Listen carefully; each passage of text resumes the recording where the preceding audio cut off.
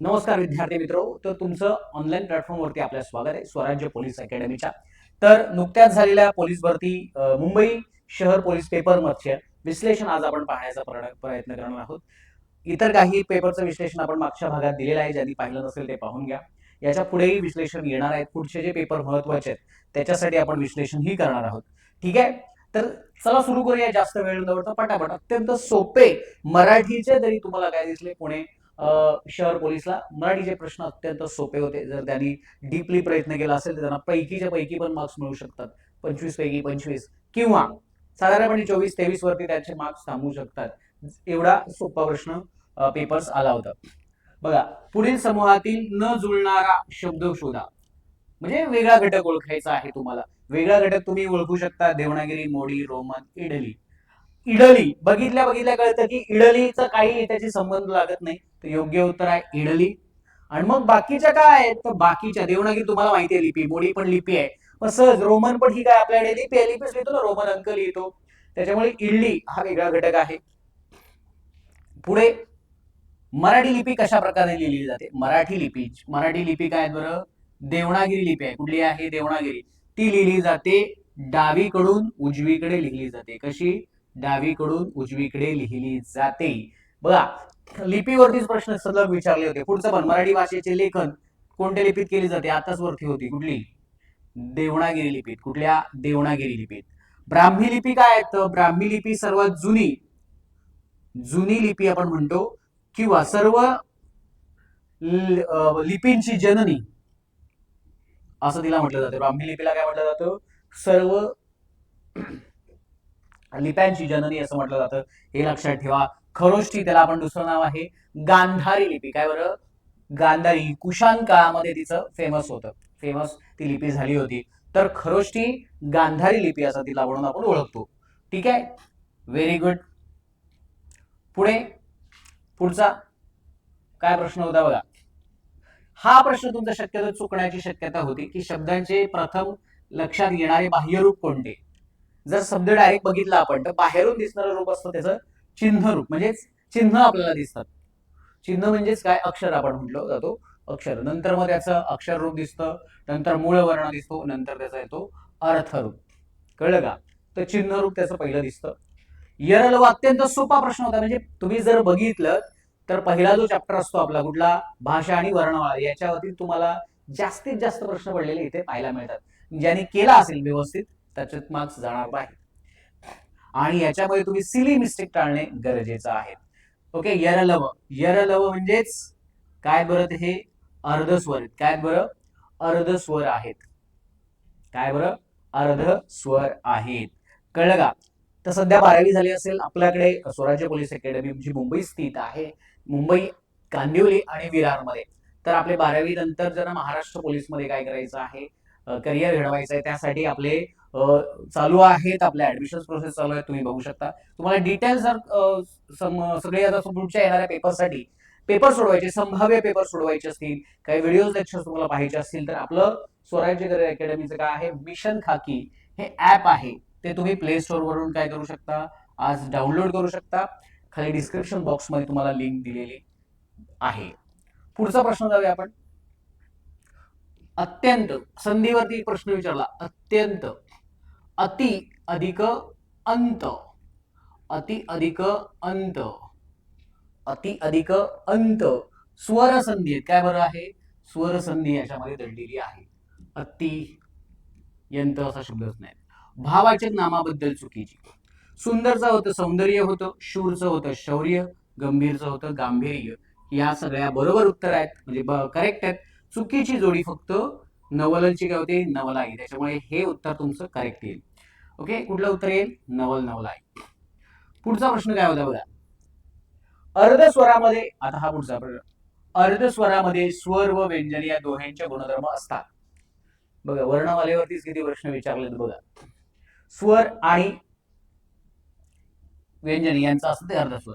अर्धस्वर किती आहेत बरं आपल्याकडे, मगाशी बघितलं आपण वरती य, वरतीच पर्यंत य, र, ल, व. हे काय बरं, अर्धस्वर आहेत. तर याच्यामध्ये दोन्ही असतात. य हे व्यंजन पण आहेत, आणि य मध्ये लपलेला ई, र मध्ये लपलेला आहे रू, ल मध्ये लपलेला आहे लू, आणि व मध्ये आहे उ. हे स्वर त्याच्यामध्ये लपलेले आहेत, उच्चार होतो, म्हणून त्याला अर्धस्वर असं म्हणतात. ओके, तर हा पहिलं वाक्य बरोबर दिसतं आपल्याला. त्यांचा समावेश कठोर वर्णामध्ये होतो. हे विधान थोडस न पसणार आहे. काय बरं, एक मिनिट, हे विधान तुम्हाला न पसणारं दिसतं. तर कठोर वर्णामध्ये त्याचा समावेश होत नाही. कठोर वर्णामध्ये 10 तर वर्ण आहेतच, प्लस 3 जे श आहेत, श, श आणि स, यांचा कठोर वर्णामध्ये समावेश होतो. म्हणजे कठोर वर्ण येतात टोटल 13 वर्ण येतात, 13. त्याच्यामुळे हा भाग चुकीचा आहे. म्हणजे वाक्याचा हा पूर्वार्ध आहे. पूर्वार्ध बरोबर आहे, उत्तरार्ध चूक आहे. म्हणजे संपूर्ण विधान चूक आहे तर नाही. या विधानात पूर्वार्ध बरोबर आहे, बरोबर आहे. संपूर्ण विधान बरोबर आहे का? नाही. या पूर्वार्ध चूक आहे, नाही. तर विधान बी याचा फक्त पूर्वार्धच आपल्याला बरोबर दिसतो. एकदम डीप मध्ये विश्लेषण तुम्हाला करून दिले. बघा पुढचा पण प्रश्न वर्णमालेवरतीच विचारलाय. वर्णांची उच्चारस्थाने च याच्यात चाकर, चाकरचा उल्लेख कसा होतो? तर चाकरचा उल्लेख होतो दंत तालव्य. कारण की तालव्य आणि दंत तालव्य, तालव्य म्हणजे जीभ ताळूला लागते, आपल्या जिभेची साईडची कडा वरती लागते त्याचा उच्चार करताना. दंत तालव्य करताना च चा उच्चार करताना जीभ दाताला लागते. म्हणजे च, छ, ज, झ आणि च, छ, ज, झ हे दोन्हीकडे होतात. त्याची उच्चारस्थाने दोन आहेत, तालव्य पण आहे आणि दंत तालव्य. जर तुम्ही तालव्य म्हणत असेल तर त्याचा उच्चार च करावा लागतो, च. म्हणजे याच्यामध्ये य चा उल्लेख होतो आणि दंत तालव्यामध्ये अ चा उल्लेख होतो. कशाचा? अ चा. च, च, छ, ज जीभ दाताला लागेल, दंत तालव्य. तुम्ही याच्यामध्ये उदाहरणार्थ याचा होतो छ, झ, झ, छ. चाकर बोलत असाल चाकर तर तालव्य, जर चाकर बोलत असाल चाकर तर दंत तालव्य. तर आपण चाकरच बोलतो, त्याच्यामुळे दंत तालव्य हे त्याचं योग्य उत्तर येतं. दोन व्यंजने एकत्र येतात त्याला काय म्हणतात? ऑफकोर्स सुंदर, त्याला म्हणतात संयुक्त व्यंजन म्हणतात. काय म्हणतात? संयुक्त व्यंजन. वृक्ष औदार्य, अ प्लस औ, शेवटी वृद्ध वर्ण राहतो, अवच राहतो, म्हणजे अवच होणार वृक्ष औदार्य. ओके, स्वर आपला स्वर संधीचा वृद्ध्यादेश मधला हा प्रकार आहे. परभाषेतून आलेल्या शब्दाचे लिंग अर्थावरून ठरतच नाही, कर्त्याचा काही संबंध नाही किंवा कर्माचाही त्याच्यावरती संबंध नाही. तर कशातून ठरतो? तर मराठी शब्दाच्या लिंगावरून ठरते. त्याच अर्थाचा जो मराठी शब्द आहे त्याच्यावरून ठरते. उदाहरणार्थ तुम्हाला सांगायचं झालं तर बघा, बुक हे इंग्लिश कशामध्ये आपण म्हणतो? पुस्तक. तर मराठी अर्थ आहे पुस्तक, तर पुस्तकाचं लिंग काय आहे? ते लिंग, म्हणजे नपुसक लिंग. म्हणजे बुकचं पण काय? नपुसक लिंग. म्हणजेच त्याच अर्थाचा जो मराठी शब्द आहे त्याच्यातून त्याचा लिंग ठरतं. कळलं? अरे कळलं का बाळांनो? हाक मारणे, नो लागला, कुठली? संबोधन. गटात न बसणारा, दोन्ही, पाची, चारी हे एकाच गटात आहेत, वेगळा गट काय तो? सर्व रस्ते. हा येतो अनिश्चित संख्या विशेषण आणि येतात साकल्यवाचक संख्या विशेषण. साकल्य कोणाचा प्रकार आहे? गणनावाचकाचा. कळलं का? मी इथे तुम्हाला सांगतो, विशेषण, विशेषणाचे 3 मुख्य प्रकार पडतात. पहिला आहे गुण, नंतर आहे संख्या, संख्या नंतर आहे सर्वनामी.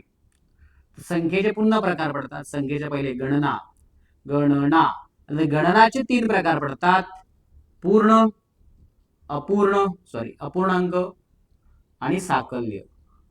तर साकल्यमध्ये येतं पाची, चारी, तिन्ही, हे साकल्यमध्ये, म्हणजे हे आहे साकल्यवाचक आणि हे आहे अनिश्चित.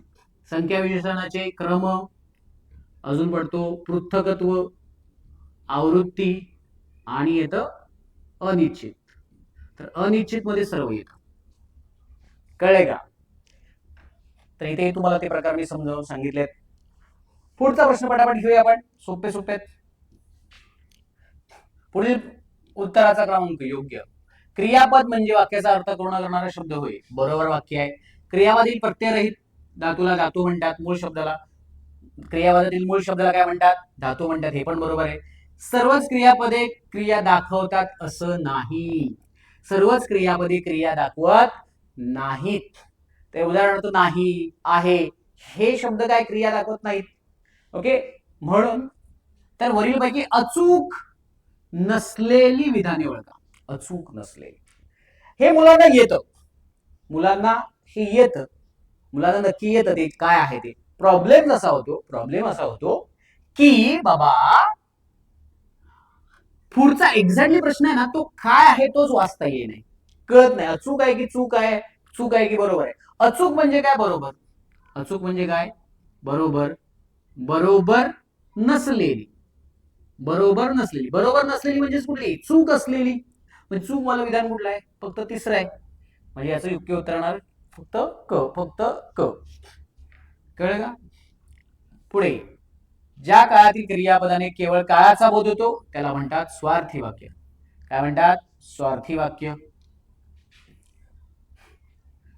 वेगळा घटक ओळखायचा आहे. मौनदर्शक चूप चूप ग बरोबर आहे. हर्षदर्शक आनंद होतो वा वा. विरोध होतो छे छे हट बरोबर आहे. संमतीदर्शक अरे अगे नाही तर काय होतं ठीक, जी हा, जी हा. कळलं का? हा, हे चुकीचं आहे. पुढे वाक्यात येणारा स्थलवाचक क्रियाविशेष कशाने कार्य करतं? आधारपूरकाचे कार्य करतं. आधार, सूर्य डोंगरा आड गेला, डोंगरा आड हे स्थल आहे त्याच्यामुळे ते आधारपूरकाचं कार्य करतं. किंवा रस्त्यावर पडला तर रस्त्यावर हे आधारपूरकाचं कार्य करतं क्रियाविशेषण. कोणता शब्द? रेडा समानार्थी शब्द नाही. ऑफकोर्स रेडाला बैल हा समानार्थी असणारच नाही, इथे तुम्हाला डायरेक्ट कळतं, त्याच्यामुळे योग्य उत्तर आहे डी.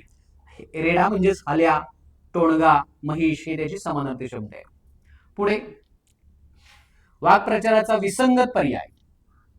आनंदाला पारावर न होणे म्हणजे खूप आनंद होणे, खूप आनंद होणे. आभाळ ठेंगणे होणे, खूप आनंद होणे. आनंद गगनात मावेनास होणे, खूप आनंद होणे असं होतं. मग वेगळा काय राहील?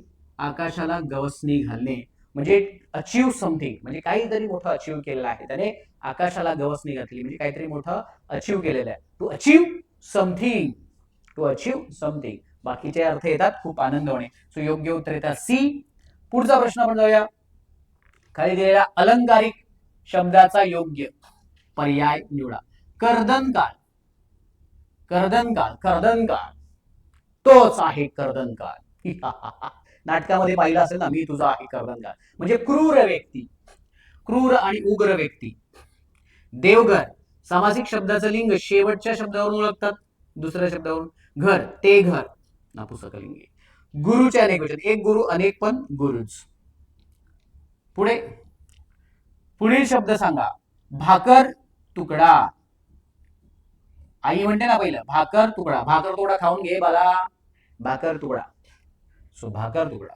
प्रखर म्हणजे तीव्र आणि त्याच्या ऑपोजिट येतो सौम्य, तीव्र सौम्य.